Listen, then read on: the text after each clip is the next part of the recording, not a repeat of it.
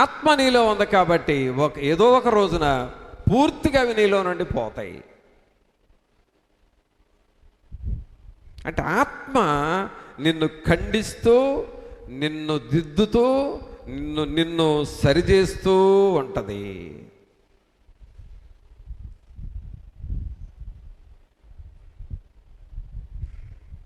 మనలో దేవుని ఆత్మకు మనం దూరమైన కారణాలు ఏవో ఉంటాయి. మనలో ఏవో కొన్ని కారణాలు ఉంటాయి. దేవుని సన్నిధికి దూరం అయిపోయి ప్రార్థనాత్మను పోగొట్టుకున్న కారణాలు ఏవో ఉంటాయి మనలో. ఇప్పుడు ఆత్మ నీలో ఉన్నప్పుడు నిన్ను నువ్వు సరి చేసుకుంటా ఉంటావు, పశ్చాత్తాపడతా ఉంటావు, పరిశీలన చేసుకుంటా ఉంటావు. పిల్లరా, ఒక వ్యక్తి ఆత్మలో జారిపోయి లోకస్తుడిగా మారతాడు. ఒక వ్యక్తి ఆత్మలో ఎదిగి గొప్ప దైవజనుడిగా, గొప్ప ప్రవక్తగా మారతారు. కారణం ఏంటి అనంటే, జారిపోయిన వాళ్ళు వాక్యాన్ని అక్షరం రూపంలో తీసుకున్నారు. అక్షరం రూపంలో అంటే ఏదో వాక్యం వినాలి కాబట్టి విన్నాం. దేవుడు లోకమును ఎంతో ప్రేమించెను అనే ఒక మాట అనుకోండి. దేవుడు లోకమును ఎంతో ప్రేమించెను చదువుతాం, అంతే, అయిపోతుంది. అది అక్షరం రూపం. కానీ ఆత్మ రూపంలో తీసుకునే వాళ్ళు ఎలా చదువుతారంటే ఆ వాక్యాన్ని, దేవుడు లోకమును ఎంతో ప్రేమించాడు అనగా నన్ను ప్రేమించాడు, నా కుటుంబాన్ని ప్రేమించాడు, నా పనిని ప్రేమించాడు, దేవుని ప్రేమ నా మీద ఉన్నది, ఆయన ప్రేమ ద్వారానే నేను ఆరోగ్యంగా ఉన్నాను, ఆయన ప్రేమ ఉంది కాబట్టి నేను ఎలాగో ఆరోగ్యంగా జీవిస్తున్నాను. నువ్వెంత గొప్ప దేవుడు అయ్యా, నీ ప్రేమ ఎంత గొప్పదయ్యా, నువ్వెంతో నన్ను ప్రేమించేవయ్యా అని కృతజ్ఞతాస్తుతులు చెల్లిస్తాం. అదే అక్షరం రూపంలో, వాక్యాన్ని అక్షరం రూపంలో తీసుకుంటే దేవుడు లోకాన్ని ఎంతో ప్రేమించాడు, అయిపోయింది అంతే. కానీ ఆత్మ రూపంలో తీసుకుంటే ఆయన ప్రేమ నీకు గుర్తొస్తుంది. నిన్నెన్నిసార్లు ప్రేమించాడో, ఎన్నిసార్లు ఎలాగో కాపాడుతూ వచ్చాడో, ఇవన్నీ ఆలోచనలోకి వస్తాయి, గుర్తొస్తూ ఉంటాయి. అప్పుడు నీ హృదయం కరిగిపోయి ఆయన ప్రేమతో ఇంకా ఇంకా నింపబడతా ఉంటావు. ఆత్మ రూపంలోకి రావాలి వాక్యం.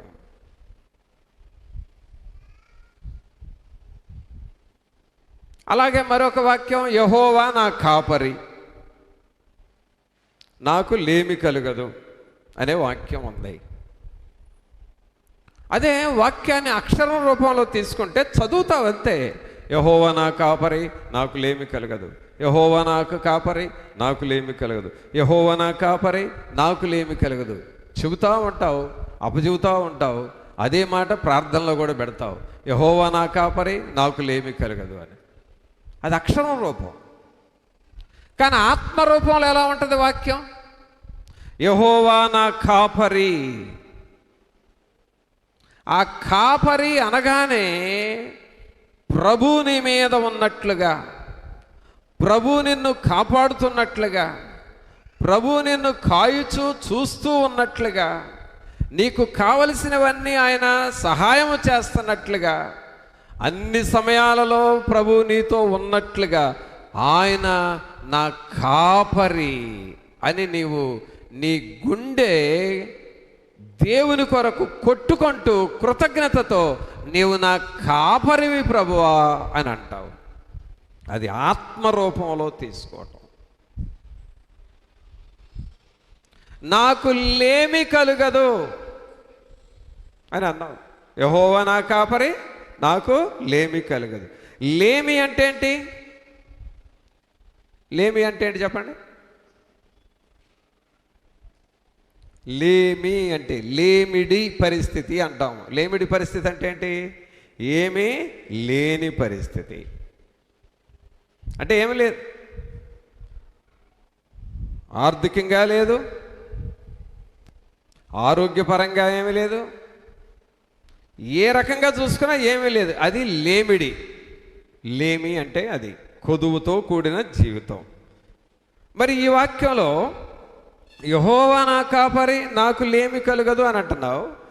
లేమి అంటే దేవుడు నీ కాపరిగా, నా కాపరిగా ఉంటే నాకు ఏ కొదువ ఉండదు. అంటే ఆత్మరూపంలో తీసుకుంటే దేవుని యొక్క ఐశ్వర్యాన్ని నువ్వు అనుభవిస్తావు. ఆత్మరూపంలో తీసుకుంటే కొదువలు తీర్చబడతా ఉంటాయి.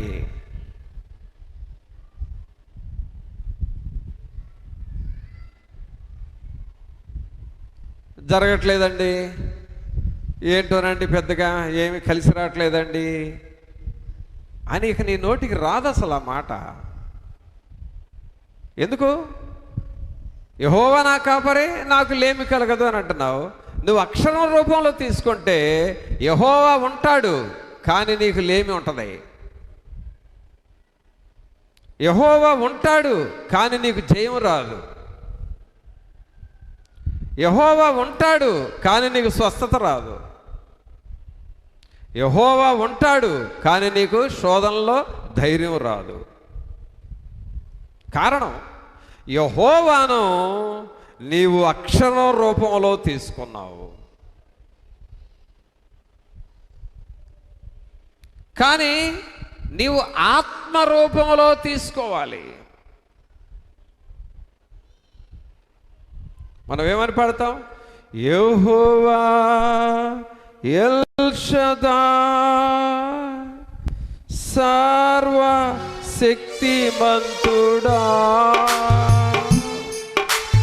యెహోవా ఎల్ షదాయ్, సర్వ శక్తిమంతుడా, సర్వ శక్తిమంతుడా. అందరూ చేతులు పైకి లేపి అందరూ చప్పట్లు కొట్టారు. ఎల్ షదాయ్, సర్వ శక్తిమంతుడా,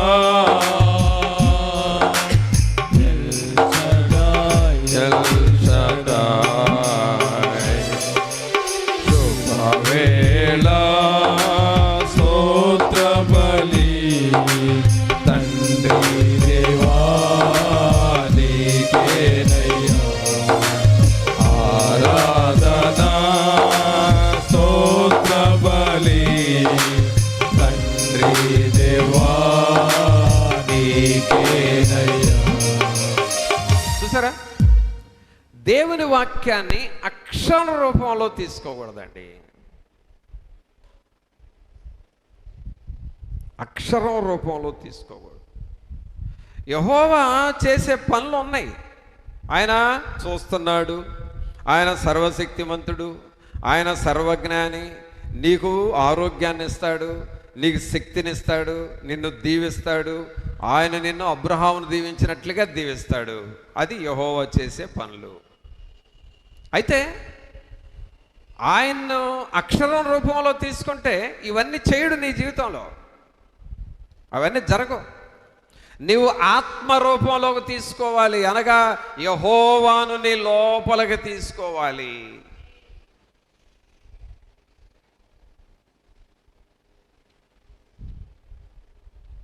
అది ఎలాంటిదంటే, ఒక కొబ్బరి చెట్టును కొట్టి ఆ చెట్టు చివర ఆ మొవ్వ ఉండే భాగం, మట్టలు ఉండే భాగాన్ని కొట్టి దాన్ని చీల్చి ఆ లోపలుండే మొవ్వ తీసుకొని దానిని తింటూ ఉంటే మొవ్వ టేస్ట్ నీకు ఎలాగో దొరుకుతుందో, అలాగే దేవుని వాక్యాన్ని నీ లోపలికి తీసుకోవాలి.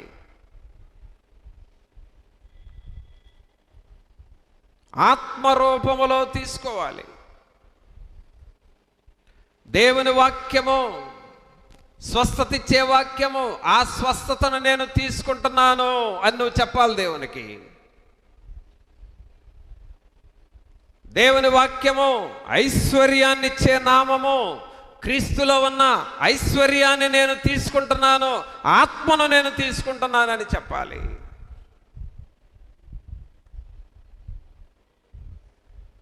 దేవుని వాక్యము జయమిచ్చే వాక్యము, ఆ జయాన్ని నేను తీసుకుంటున్నానని చెప్పాలి. అనగా ఆత్మరూపములో వాక్యాన్ని నువ్వు తీసుకోవాలి. అది దేవునికి నీకు ఉండే నిబంధన.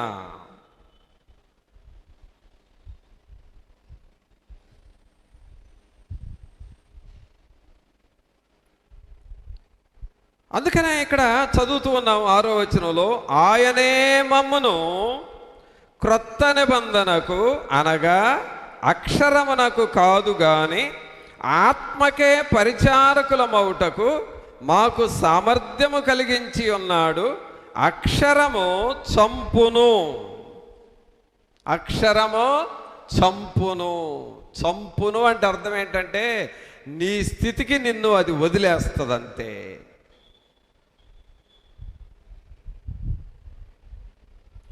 ఆత్మ జీవింపచేయను. దేవునిని నువ్వు ఆత్మరూపంలో తీసుకుంటే అన్ని విషయాల్లో జయం వస్తుంది, అన్ని విషయాలలో మనం జీవిస్తాము. ప్రభునందు పిల్లరా, సంఘం అంటే అర్థం ఏంటంటే దేవునిని అక్షరం రూపంలో అర్థం చేసుకోవటం కాదు, ఆత్మను అన్వయించుకుంటూ జీవించాలి సంఘం. అప్పుడు ఆ సంఘము వర్ధిల్లుతూ ఉంటుంది. ఆ సంఘములో ఉన్న మనుషులు, విశ్వాసులు వర్ధిల్లుతూ ఉంటారు. వారు దేవుని ప్రత్యక్షతను పొందుకుంటా ఉంటారు. దేవుని ఆత్మ మన మధ్య పని చేయాలి.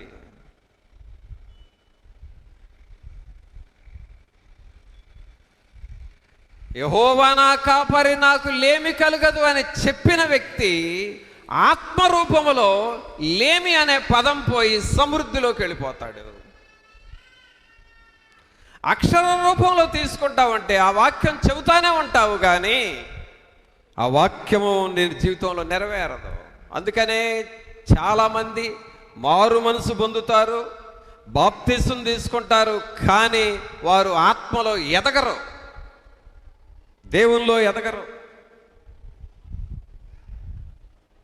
దేవునిలో ఫలించాల్సినంతగా ఫలించరు. దేవుని కొరకు జీవించి పరలోకములో గొప్ప భాగ్యం నేను పొందుకోవాలని ఆశలు వాళ్ళకి రావు. కారణం ఏంటి అనంటే అక్షర రూపంలో దేవునిని ఆరాధన చేస్తున్నాం, కానీ ఆత్మరూపంలోనికి మనం రావాలి. ఆత్మరూపంలోనికి రావాలి.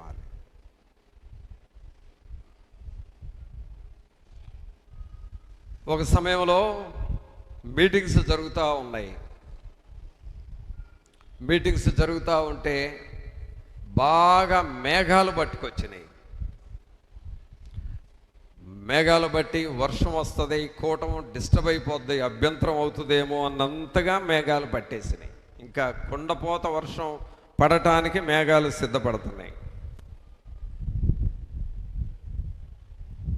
చాలామంది అమ్మో మబ్బులు పట్టుకొచ్చినాయి, ఇంకేముంది వర్షం వచ్చేస్తుంది, ఇంకేముంది ఇదంతా నేలంతా బురద బురద అయిపోద్ది, ఎట్లాగాని టెన్షన్ పడతా ఉన్నారు. అంటే సహజం అవి, మబ్బులు పట్టు రావటం. అప్పుడు వచ్చేటప్పుడు మనకి ఏదైనా మీటింగ్ జరుగుతుంటే అమ్మో మబ్బులు పట్టుకొచ్చిన ఏమవుతుందో అని భయపడటం అదంతా సహజం. కానీ అది అక్షరం రూపంలో దేవుని నమ్మితే అలాగే అనిపిస్తుంది నీకు. ఆత్మరూపంలో దేవుని నమ్మితే, ఆత్మరూపంలో దేవుని మనం సేవిస్తూ ఉంటే ఏమవుతుందో తెలుసా? ఆ మేఘాలలారా ఇక్కడి నుంచి మీరు వెళ్ళిపోవాలి అని ఆజ్ఞాపిస్తావు. అంటే అక్షరము మనిషికి భయం కలుగు చేస్తుంది, ఆత్మ మనిషికి ధైర్యాన్ని ఇస్తుంది. అక్షరము మనిషిని కలత చెందేలాగా చేస్తుంది, ఆత్మ దేవుని కొరకు ఘనమైన వాటిని చేసేటట్లుగా చేస్తుంది. ఇది ఒక నిబంధన మనం చేసుకోవాలి.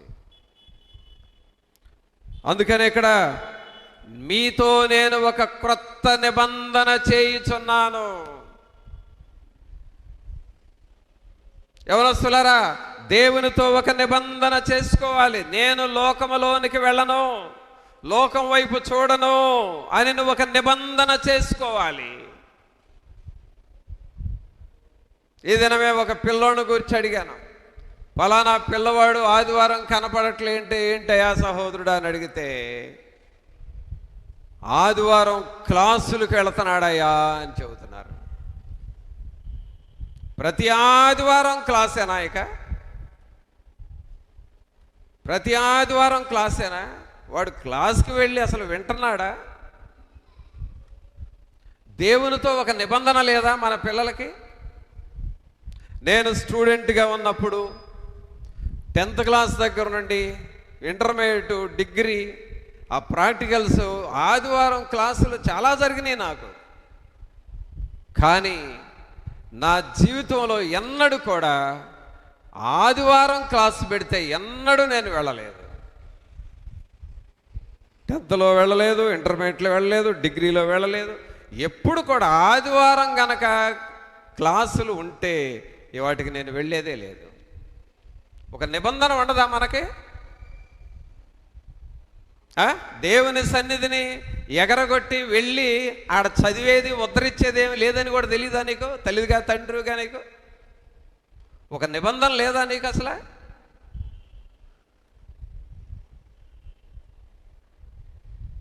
దేవుని నన్ను ఘనపరచండి, నేను మిమ్మల్ని ఘనపరుస్తాను అని అన్నాడు.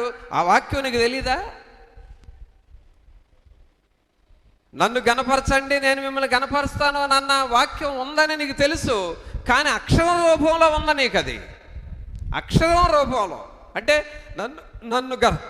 నన్ను ఘనపరచండి, నేను మిమ్మల్ని ఘనపరుస్తాను. ఓ 10 సార్లు చెప్పమంటే చెబుతారు. నన్ను ఘనపరచువాని నేను ఘనపరుతును చెప్పు అని అంటే చెబుతావు. 10 సార్లు చెప్పంటే చెబుతావు. నన్ను ఘనపరచువాని నేను ఘనపరుతును చెప్పమంటే చెబుతావు. 10 సార్లు చెబుతావు, 20 సార్లు కూడా చెబుతావు. అసలు నువ్వు చేస్తున్నావా ఆ వాక్యం ప్రకారం?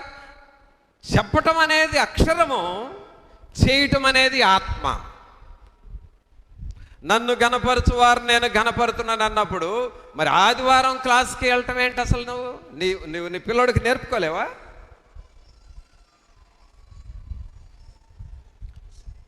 సరే, ఏదో పొరపాటు అయి 1-2 వారాలు వెళ్ళాడు, సంవత్సరం అంతా ఇక అదే పనా? రేపు రిజల్ట్లో స్టేట్ ఫస్ట్ వస్తాడు అనుకున్నావా అలాంటోడు? దేవుణ్ణి అగౌరవపరిచి దేవుణ్ణి వెనకేసుకొని వెళ్ళిన వాళ్ళని దేవుడు ఎలా దీవిస్తాడు? నన్ను ఘనపరచటం అంటే అన్ని విషయాలలో నువ్వు దేవుణ్ణి ఘనపరచాలి. నీకు పని ఉన్నా దేవుని పనికి నువ్వు రావాలి. నీకు ఉద్యోగం ఉన్నా సెలవు పెట్టి దేవుని పని చేయాలి. నీకు ఎన్ని ఒత్తిళ్ళు ఉన్నా సరే ఆ పని మానేసి దేవునికి నువ్వు ప్రాముఖ్యత ఇవ్వాలి. దేవుని ఆరాధన జరుగుతూ ఉంటే నీ పనులు మానేసి ముందుగా వచ్చి కూర్చొని ఈ పరిచర్య చేసి ప్రార్థన దగ్గర నుండే నువ్వు దేవునిలో ఉండాలి. అది దేవుణ్ణి ఘనపరచడం. నువ్వు అలాగ చేస్తుంటే దేవుడు నీకు సహాయం చేస్తాడు. ఆత్మరూపంలోనికి రావాలి పిల్లరా, ఆత్మరూపంలోనికి రావాలి.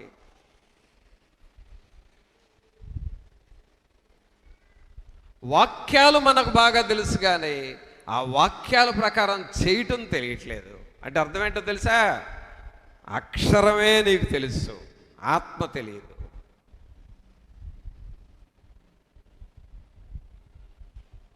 అక్షరం తెలిసిన వాళ్ళకి ఎంత వాక్యం అన్నా విను, ఒక్కటి మారదు. ఆత్మ తెలిసిన వాళ్ళకి వాక్యం తెలిసే కొలదే లోబడతారు, వాక్యం తెలిసే కొలదే దేవుని పనిని చేస్తూ ఉంటారు. వారికి లోపల విశ్వాసం పెరుగుతూ ఉంటుంది. ప్రభు ఎలాగైనా చేస్తాడనే విశ్వాసం వస్తుంది. ఈ నిబంధనను దేవునితో చేసుకుంటున్నావా? అందుకని ఇక్కడ ఏమని చదువుతున్నావు? 6వ వచనం, ఆయనే మమ్మను క్రొత్త నిబంధనకు అనగా అక్షరమునకు కాదు గాని ఆత్మకే పరిచారకులమౌటకు మాకు సామర్థ్యము కలిగించి ఉన్నాడు. అక్షరము చంపును గాని ఆత్మ జీవింపచేయును. దేవుని కార్యము, దేవుని పనిని నువ్వు అలాగూ ఘనపరచాలి. ఈ మధ్య ఒక సహోదరుని ఇక్కడే అడిగాను, ఏమయ్యా ఈ ఆదివారం కనపడలేదంటే, కొంచెం బాగాలేదన్నా. ఒక చిన్న కారణం దొరికితే చాలండి, ఇక నిబంధన కొట్టిపారేయటమే. మనం నిబంధనను అసలు బ్రేక్ చేసేయటమే. అందుకనే దేవుడు అంటున్నాడు, ఇదిగో నేను మరలా మీకు ఒక క్రొత్త నిబంధన చేయుచున్నాను. సహోదరుడా, సహోదరి, మారు మనసు పొందిన నీవు బాప్తిసం తీసుకున్నప్పుడు నువ్వు చేసిన ప్రమాణాన్ని నువ్వు బ్రేక్ చేస్తున్నావు. నిబంధనను ఉల్లంఘిస్తూ ఉన్నావు, నిబంధనలు మీరుతా ఉన్నావు. దేవుని పని నీకు కనీసం చిటికిన రేలుగా కూడా కనపడట్లేదు. ఎందుకంటే నీ పని, నీ కుటుంబము, నీ ఆరోగ్యం, నీ జీవనోపాధి ఇదే సరిపోయింది తప్ప దేవునితో నేనేం చెప్పాను, నేనేం చేస్తున్నాను ఆ ఆలోచన కూడా పోతా ఉంది.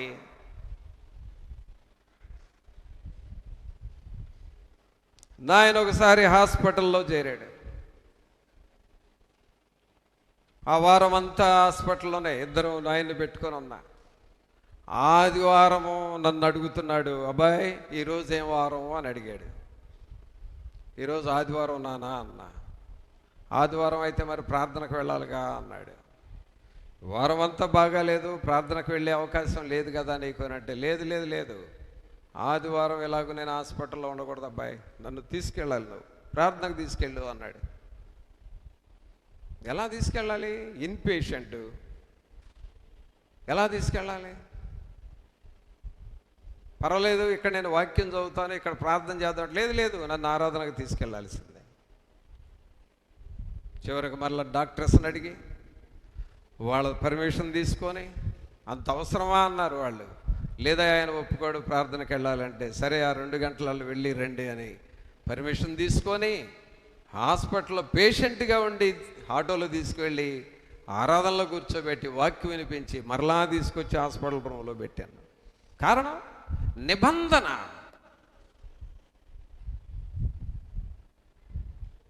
పిల్లరా, నీకు భక్తి రావాలంటే నిబంధన ఉండాలి నీలో. ఊరక నీకు ఇష్టమైతే చేయటం, కష్టమైతే మానుకోవడం, ఇలాగ భక్తి చేస్తే వాక్యం అక్షరం రూపంలో ఉంది కానీ నీకు ఆత్మ రూపంలోకి రావట్లేదు.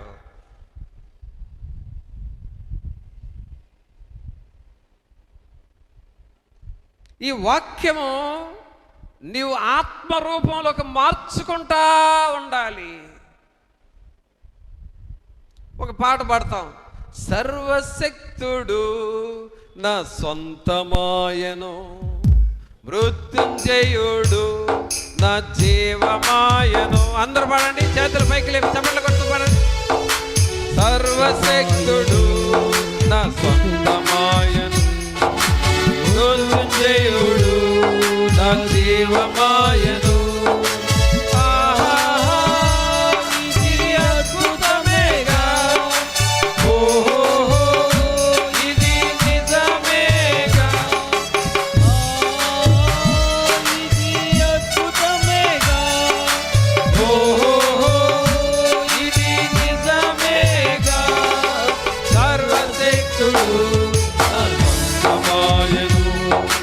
మృత్యుంజయుడు నా జీవమాయను, సర్వశక్తుడు నా సొంతమాయను, మృత్యుంజయుడు నా జీవమాయను. పాడినోళ్ళు, ఈ పాట వచనం పాడినోళ్ళు అందరూ చప్పట్లు కొట్టండి. రైట్, ఇప్పుడు దొరికారు, నిండా దొరికారు మీరు నాకు. ఏమని పాడారు? సర్వశక్తుడు నా సొంతమాయను. పాడారా? పాడారు. మీరు పాడొద్దు ఇంకా. సర్వశక్తుడు నా సొంతమాయను. దానిలో అక్షరము ఉంది, ఆత్మ ఉంది. మృత్యుంజయుడు నా జీవమాయను. దానిలో అక్షరము ఉంది, జీవం ఉంది.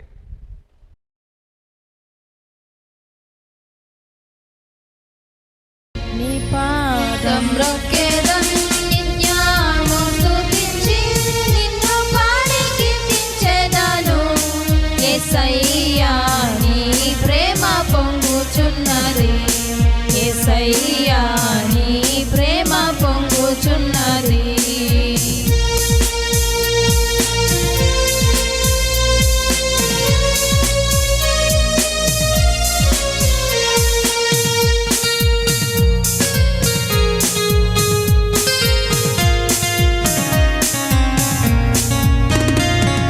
పరిశుద్ధమైన పరవశమే పరమా యేసుని కృపవరమే. పరిశుద్ధమైన పరవశమే పరమా యేసుని కృపవరమే. వెదకి నన్ను కనుగొంటివి, పాడుటకు పఠనిచ్చితివి.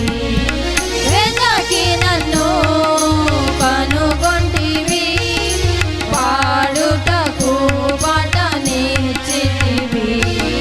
నీ పాదం రొక్కెదన్ నిత్యము స్తుతించి నిన్ను పాడి కీర్తించెదను. యేసయ్యా నీ ప్రేమ పొంగుచున్నది, యేసయ్యా నీ ప్రేమ పొంగుచున్నది.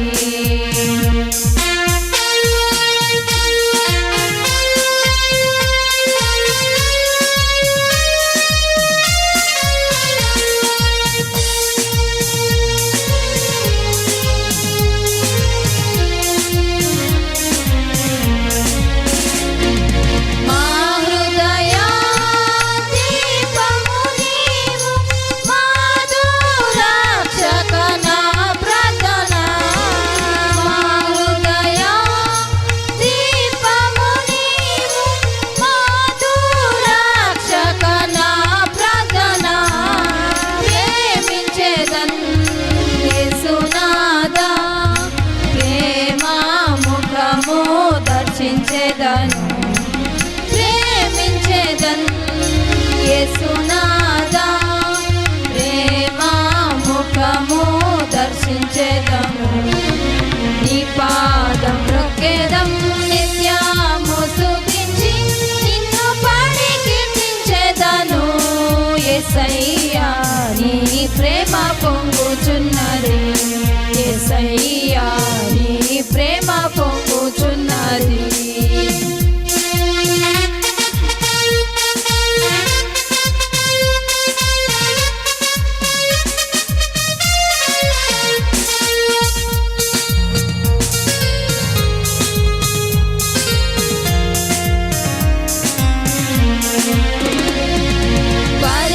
పరిశుద్ధమైన కీర్తికును ప్రకాశమైన శిఖరముపై, పరిశుద్ధమైన కీర్తికును ప్రకాశమైన శిఖరముపై శీఘ్రముగా చేర్చెదవు. సియోనులో నిన్ను కీర్తించెదను, శీఘ్రముగా చేర్చెదవు. సియోనులో నిన్ను కీర్తించెదను. నీ పాదం రొక్కెదం నిత్యము స్తుతించి నిన్ను పాడి కీర్తించెదను. యేసయ్యా నీ ప్రేమ పొంగుచున్నది, యేసయ్యా నీ ప్రేమ పొంగుచున్నది.